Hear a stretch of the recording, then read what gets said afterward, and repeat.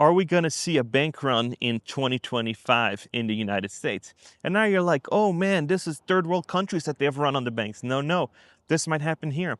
I got a few videos to show you that these banks are not looking so good. Why?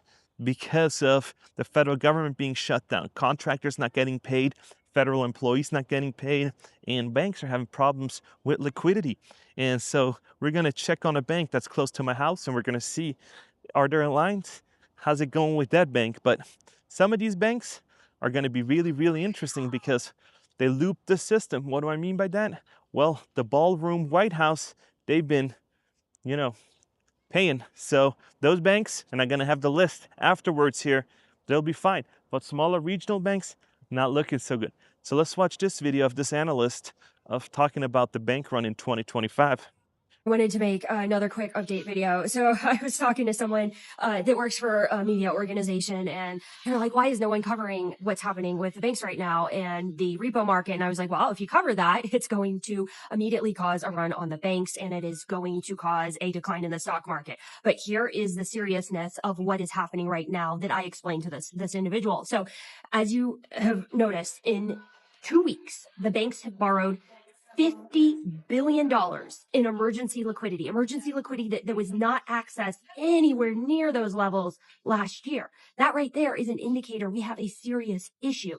And then on top of that, if you look at the borrowing that was done by this, but today on the repo market, 8 billion of it was mortgage-backed securities versus treasuries. So I give you the pawn shop analogy. When you need to go get quick cash, a diamond ring is a treasury. That's like a $100 bill, right? You give that as collateral and you get back cash. Mortgage-backed securities are garbage. It's a stack of IOUs on the backs of people's mortgages that aren't even being paid right now. So what you guys need to understand, billions and billions and billions of dollars of direct deposits, government funding to contractors, none of that is happening. So none of this liquidity is going into the banks. Worse yet, because a lot of individuals work for the government and work for the military, they cannot pay loans back. So they can't pay car loans. They can't pay credit cards. They can't pay mortgages. That's how banks get cash back. So if banks are not getting direct deposits from the government and no funding from any government source at this point in time, and they're not receiving paybacks on loans, and all that's happening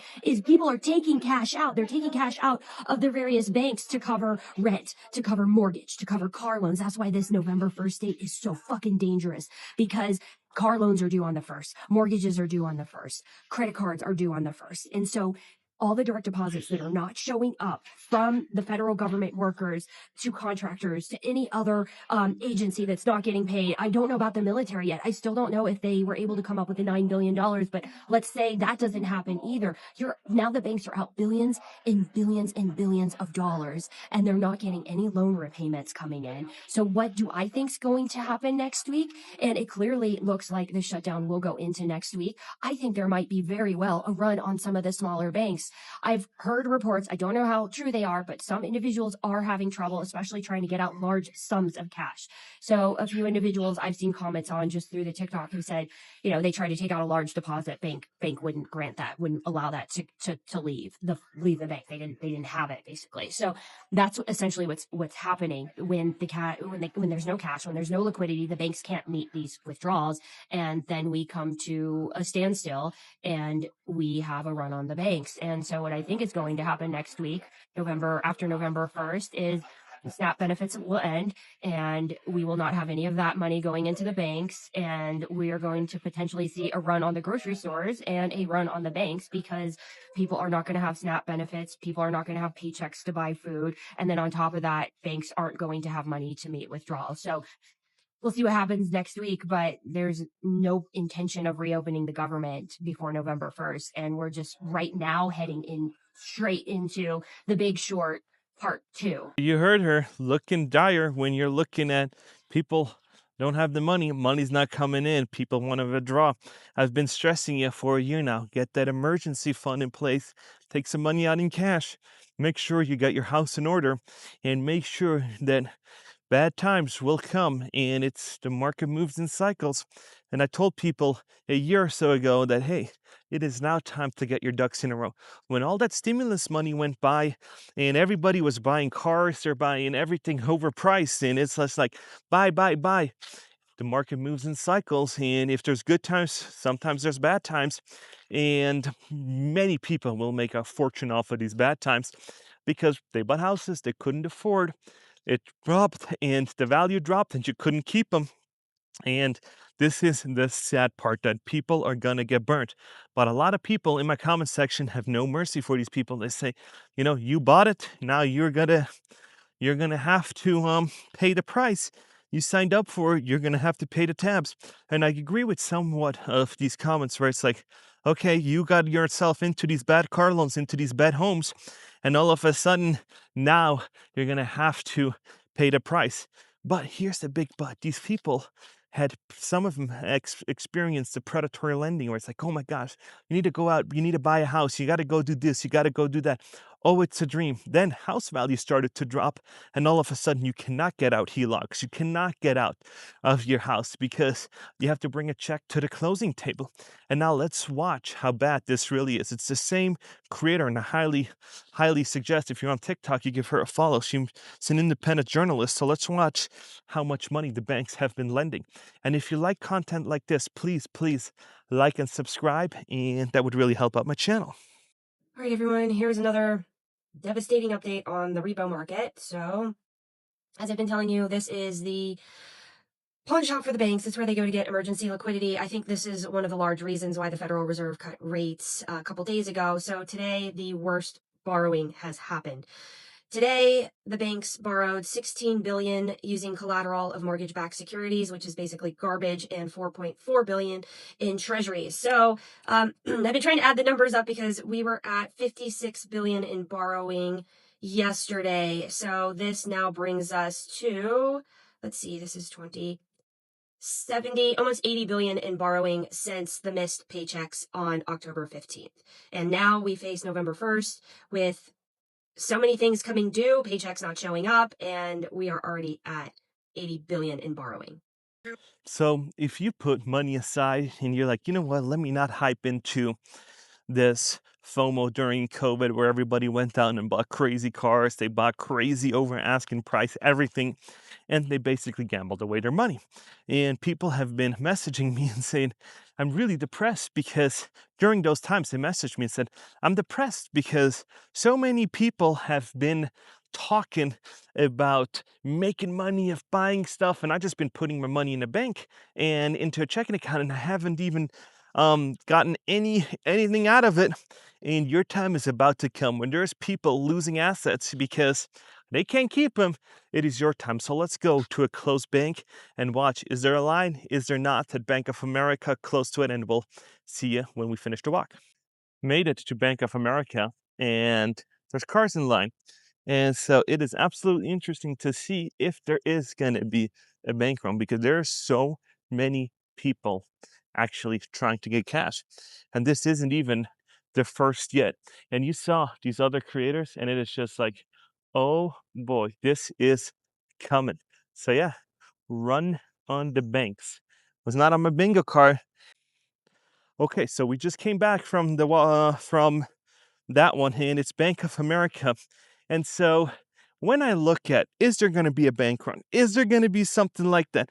I always look at how close are these banks with the White House? How close are these banks rubbing shoulder with politicians?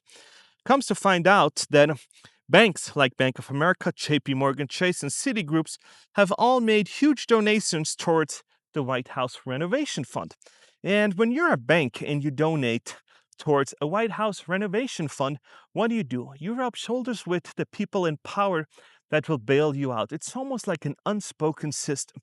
So if you're banking with Chase, Bank of America, I wouldn't worry too much because what they're going to do is they're going to strap an aid package and they will always bail these people out. If you're sitting at the top, golden parachute rule, right? But if you are not on top, if you are just a normal schmuck like me, and you're like, man, this is going to get dire.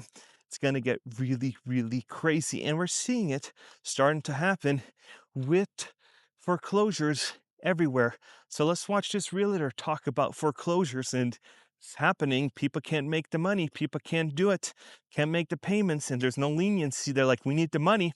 And so let's watch this one because it adds some context of what's happening in the market. Foreclosures are up. Hey, I've been talking to a lot of folks in the real estate industry and lots of foreclosures, short sales, just distressed properties all over the place. The stats show that that is true. We're up about somewhere 16 to 20% over last year. And this is happening all over the country, but Texas is one of the states ranking pretty high in overall foreclosures and in new filings for foreclosures, especially in the last quarter. They tell me they do not want folks to just walk away from their homes.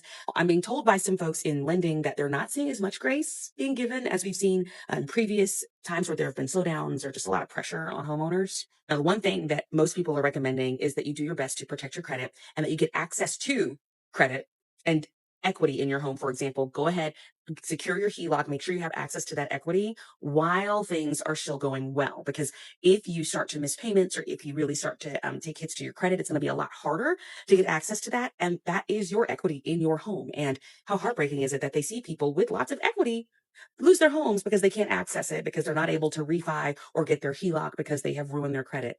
If you haven't looked at all of your options yet, they're recommending that you do it while things are still going well, just so that you know what you have access to before you need it. Yep, this is basically what I tell people all the time. Make sure you have your ducks in a row. Make sure you have insurance policies in place.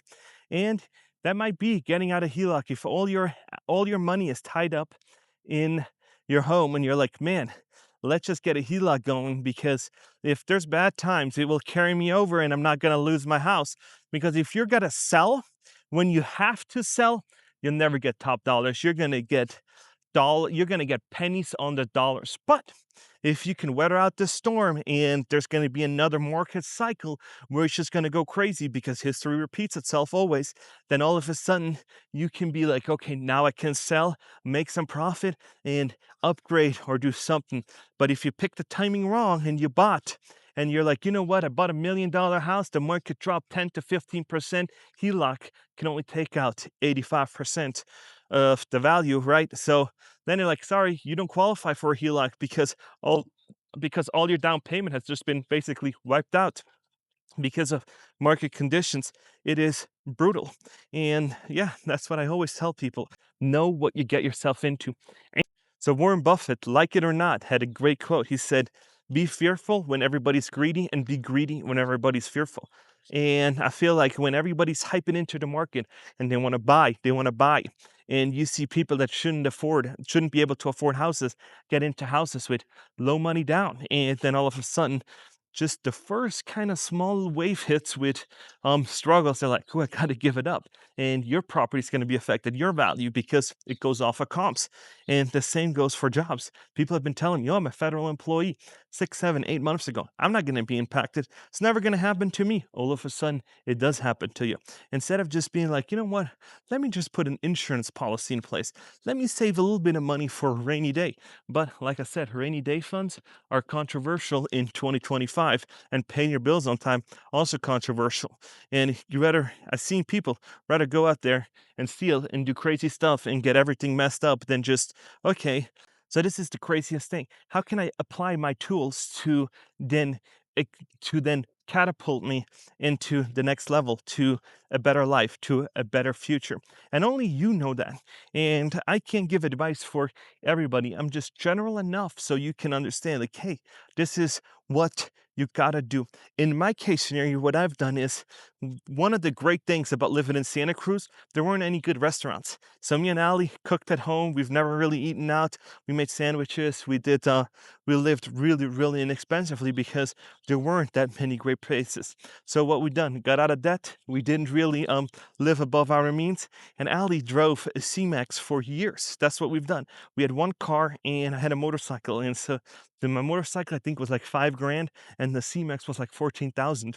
And that was it. We didn't even really lose money on it because once we sold it and we got a Tesla during COVID, it was like, or before COVID actually, and then I sold that one when prices went high and I got more for it than I paid for it because of Carvana. Carvana then wrote me, hey, you bought a Tesla for 39,000.